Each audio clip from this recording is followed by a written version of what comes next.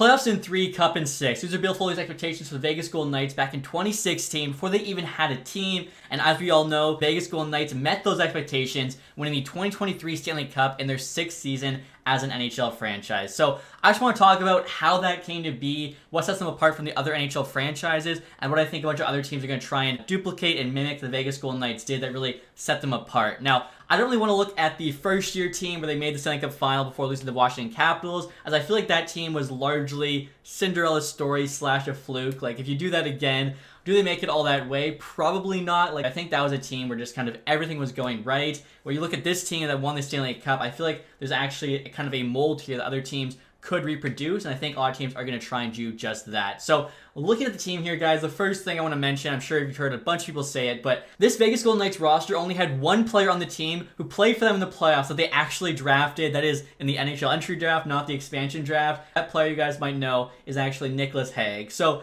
that's incredible. I feel like, I don't know if that's ever happened before where a team won a Stanley Cup with only one drafted player. I feel like really Vegas kind of took the approach of like an EA Sports NHL franchise GM. Like, they're doing a lot of stuff I would do. I feel like they're doing a lot of stuff that people would complain about me doing, saying it's not realistic, yet they did that and they won a Stanley Cup. So when you go through here, guys, I think like 11 of the 20 players on the starting roster were traded for, so more than half the team. Obviously, we do have those core guys from the expansion: Carlson, Marchessault, Riley Smith, William Carrier. You've also got Braden McNabb, Shea Theodore. And when you look at their goalies, they literally took the approach of like, why develop a goalie? We'll just sign a goalie, trade for a goalie that's already established, we already know is good. In the case of Adin Hill, I can't believe how well he played for them in the playoffs. And if you guys forget, they traded a 4th round pick for him after the Sharks gave up a 2nd round pick for him. So they got pretty good value, and they definitely took like a quantity over quality approach with their goalies. Obviously, Robin Leonard was out all year. You had Logan Thompson get injured. Laurent Brossoit there was injured for a bit, but they had Hill. They traded for Quick.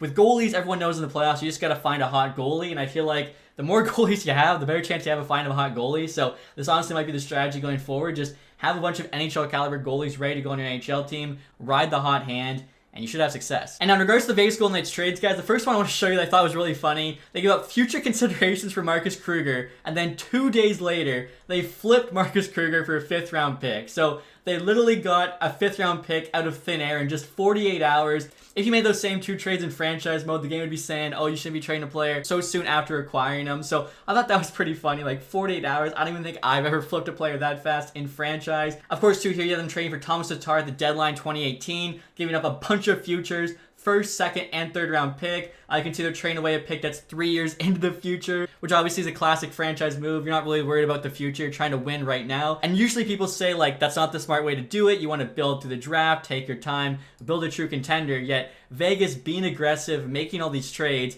made the Stanley Cup final their first year. Lost in round 1 and 7 to the Sharks year 2, conference final year 3, conference final year 4. Didn't make the playoffs last year, but they had a very solid season, 94 points. I think they're the best team that didn't make it. And then this year, of course, they won the Stanley Cup. And obviously, guys, this trade didn't work out for them. As you can just kind of look at what they got for Thomas Tatar, 1st, 2nd, and a 3rd. And he never really was impactful in their playoff run that first year. Combine that with the Suzuki and 2nd round pick they traded for Pacioretty. Now, you look at a trade like this, obviously, sometimes being super aggressive, it's going to bite you in the butt. The thing is, at the time, Suzuki was still just a prospect. Sometimes prospects become Nick Suzuki. Other times prospects become Neil Yakupov. So when you're making a trade like this, you know the risk, and then you look into the future and see that they literally gave away Pacioretty a few years later with Dylan Coghlan for future considerations. So literally nothing. So if you guys are having trouble keeping track, that means they traded away Nick Suzuki, a 1st round pick, 2 seconds, a 3rd, and Dylan Coghlan for absolutely nothing. That's pretty good. Definitely a big L there for Vegas Golden Knights. And like I said, it's kind of just, you know, the game they're playing here. It's going to be risky. Sometimes you're going to lose a trade, but obviously when you win, like Jack Eichel, like Mark Stone, you win big. This is probably the best trade they've ever made. Eric Brandstrom, Oscar Lindbergh in a 2nd for Mark Stone. So they get their captain here from the Ottawa Senators. Brandstrom was supposed to be like a stud defensive prospect. Right now, he's looking like a guy who could be a low-end top 4 defenseman in the NHL. Still hasn't really proven himself. Again, for Vegas, this is the biggest win of all time. Then right here, you got them working the cap, trading David Clarkson's contract to the Leafs. They end up doing kind of the opposite of that this year. I think they were like $15 million over the cap with LTIR players. I actually saw a tweet from Cap Friendly that said Tom Paraska, who founded General Fanger, which was like kind of the old Cap Friendly site, was hired by Vegas Golden Knights to essentially run their salary cap, and I think that's why like they're so good with that. 5th round pick there for Chandler Stevenson, absolutely fleeced the Capitals there. Then you look at some of their trades here too, guys. One that stood out to me, getting Robin Leonard from the Chicago Blackhawks when they already had Marc-Andre Fleury. You're like thinking, why would you go get another goalie? Well, again, in the playoffs, better to have 2 good goalies you can play, run the hot hand, than just one. And now speaking of no loyalty, guys, that reminds me of one more move the Vegas Golden Knights made. Back in October 2020, the Vegas Golden Knights traded Nate Schmidt to the Vancouver Canucks for a 3rd round pick. Now, they actually traded him 1 year in to his extension that he had signed the year prior, and signed Alex Pietrangelo the exact same day.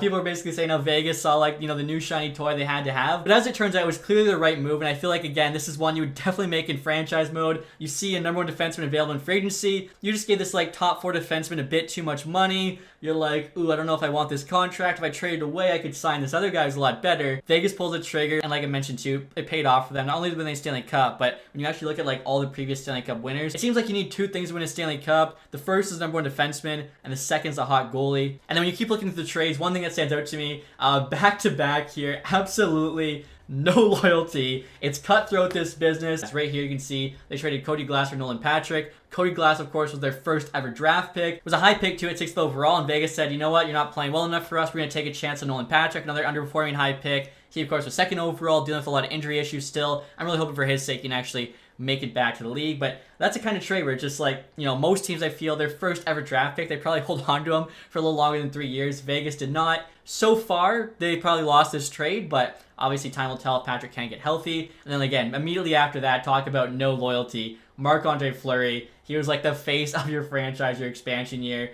Played well for you the years after that. They had Robin Leonard playing good. They didn't want his contract. Literally just threw it away to the Blackhawks. And again, it's a savage move, but it's probably the right move when you look at it, because they couldn't really afford to be paying the 2 goalies that much. Jack Eichel in the 3rd round pick for Alex Tuch, Peyton Krebs, a 1st and a 2nd. So right there, they traded away a young NHL player entering his prime, a solid prospect, a 1st and a 2nd, all futures for a known star in Jack Eichel. The trade worked out for him. He was like in the running to win the Conn Smythe this year. And the other trades made the deadline, guys. After getting rid of Shea Weber's contract, we're trading Zach Dean for Ivan Barbashev. Zach Dean was actually one of their top prospects, 1st round pick back in 2021. Barbashev, of course, though, was so good for them in the playoffs. Definitely going to get paid this summer. Vegas trades away every single one of their 1st round picks. Glass, Suzuki, Brandstrom, all gone. Didn't have one 2018. Krebs gone. Brendan Brisson's actually the only 1st rounder they haven't traded yet, so his time in Vegas might be numbered. Petty Bluger there, they added $2.2 million cap hit. Barbashev 2.2, Jonathan Quick was almost $3 million. The reason they were able to bring in all this money was because how well they were working the cap with Yel Tayar and stuff like that. Obviously, Quick was just a good insurance option behind Aiden Hill. Finally become the good guys after LA just does Quick dirty. They actually bring him onto the Vegas Golden Knights, and he wins the Stanley Cup with them. So kind of a feel-good story to end it there after all their ruthless moves. And how could I forget them signing Phil Kessel to keep the Iron Man streak alive, as well as making him a 3-time Stanley Cup champion. So I feel like no matter what your opinions are of the Vegas Golden Knights, you can't argue everything they've done has been with the goal of building the best team possible and winning as fast as possible. And a couple days ago, they did just that. So congrats to the Vegas Golden Knights. And like this video states, I really do think they're going to change the NHL forever, as NHL teams are going to see this and realize